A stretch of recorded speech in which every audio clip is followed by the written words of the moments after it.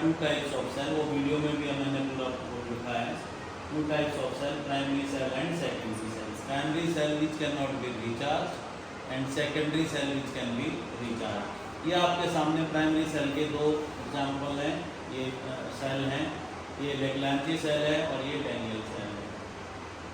और secondary cell आपके जो घरों में बैटरी है, इन्वर्टर की बैटरी है, या आपके कार में बैटरी है, या बाइक में बैटरी है, स्कूटी में बैटरी है, वो सब सेकेंडरी, क्योंकि लगातार वो रिचार्ज होता रहता है, उसमें डायनामो लगा रहता है।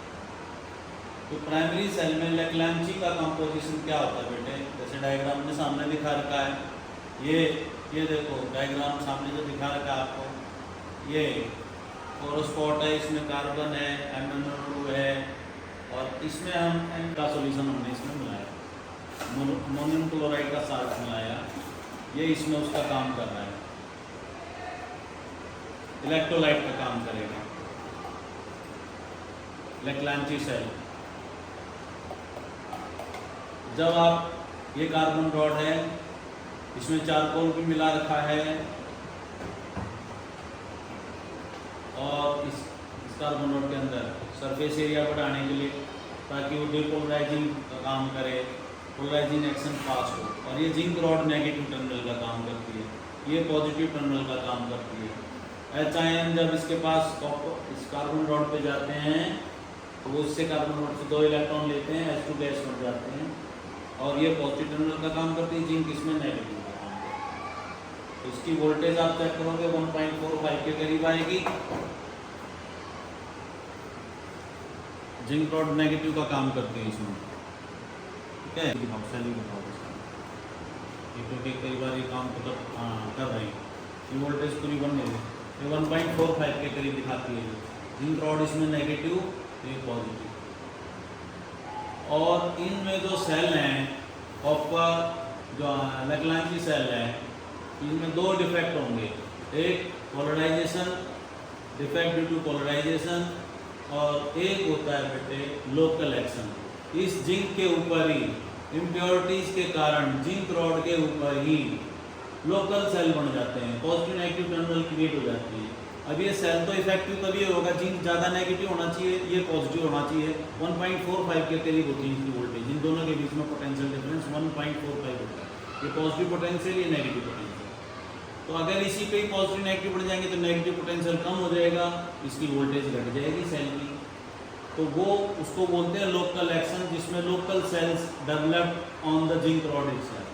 तो इसीलिए अमलगमेटेड जिंक रॉड यूज करते हैं हमने। ये अमलगमेटेड जिंक रॉड का क्या मतलब है? मरकरी की कोटिंग कर रखी है इस पे।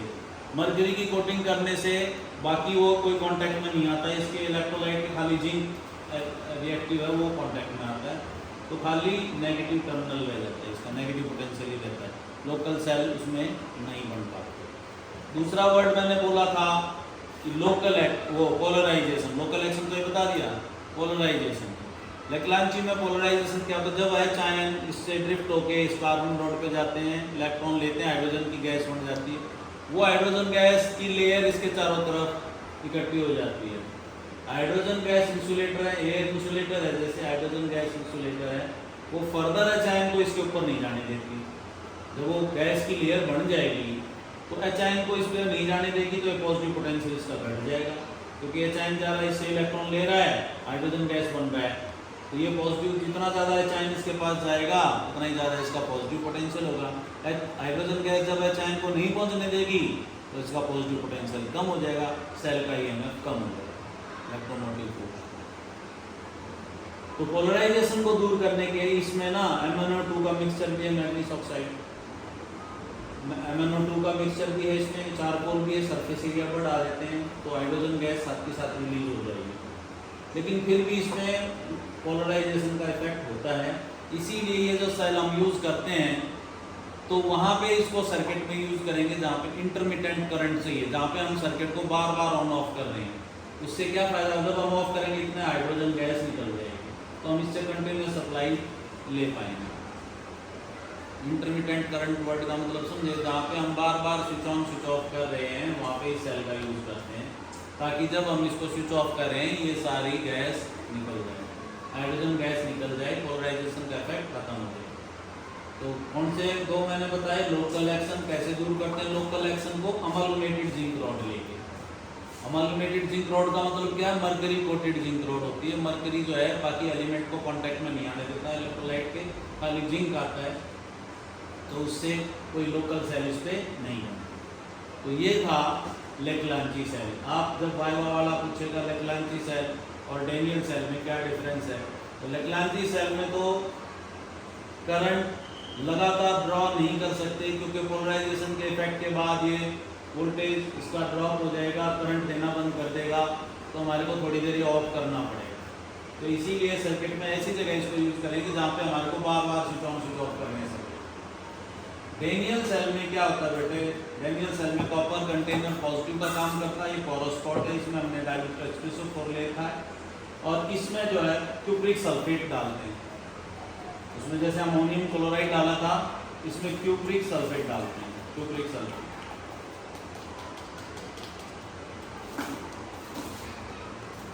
क्यूप्रिक सल्फेट और इस पे थोड़े से सल्फेट भी डाल देते हैं, परफोरेटेड सेल बोलते हैं इस सेल पे भी डाल देते हैं, आयन की कंसंट्रेशन बढ़ाने के लिए, तो इंक्रीज आयन कंसंट्रेशन साइडों में भी डाल देते हैं कई बार, उसको कहते हैं परफोरेटेड सेल।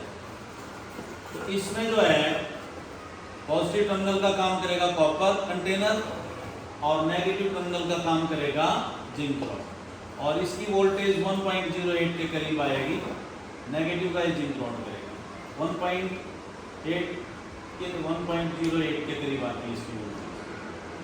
इस सेल में और इस सेल में क्या डिफरेंस है,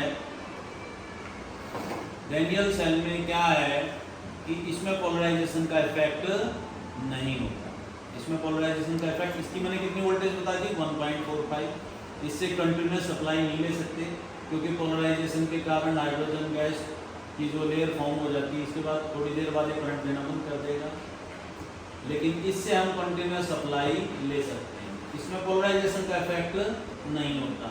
लोकल एक्शन कैसे दूर कर देते हैं, अमलुमेटेड जिंक रॉड। यहाँ तक क्लियर होगा। तो जो आपने ये जो डायग्राम दिखा रखा है, इसमें क्या क्या है, मोनोन colour mixture of carbon and manganese dioxide. Manganese dioxide जो है ये क्या काम करता है, डीपोलराइजेशन का काम करता है, हाइड्रोजन गैस नहीं बनने। ठीक है, ये आपके पास था लेक्लांची सेल, ये सेल है डैनियल सेल, और आप जो घरों में यूज करते हो ड्राई सेल, वो जो घरों में ड्राई सेल यूज करते हो, आप रिमोट में यूज कर रहे हो या रेडियो में यूज कर रहे हो या टॉर्च में यूज कर रहे हो, ड्राई सेल है, वो इसी का कॉम्पैक्ट फॉर्म है।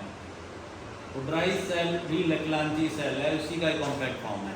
कई बार तुमने प्रैक्टिकली ये देखा होगा, तुम्हारा रिमोट काम करना बंद कर देता है, कोई रेडियो ट्रांजिस्टर सुन रहा है, वो सुनना वो सेल काम करने बंद कर देते हैं, उस सेल को बाहर निकाल के धूप में रख दो, कभी देखा प्रैक्टिकली?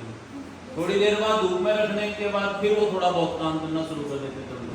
वही काम है कि उसके अंदर जो हाइड्रोजन गैस की लेयर बन जाती है, उसको तुम पुराना वो जो मोटर जो सेल आता था ड्राई सेल, उसमें एक जरा सा ऊपर टॉप पे देखोगे चला सा छोटा छेद होता है, पिन एयर लाइक होल है उसमें छोटा सा, वो हाइड्रोजन गैस को रिलीज करने के लिए है। वो हाइड्रोजन गैस रिलीज हो जाती है, वो पोलराइजेशन का इफेक्ट खत्म हो जाता है, तो वो सेल काम करना।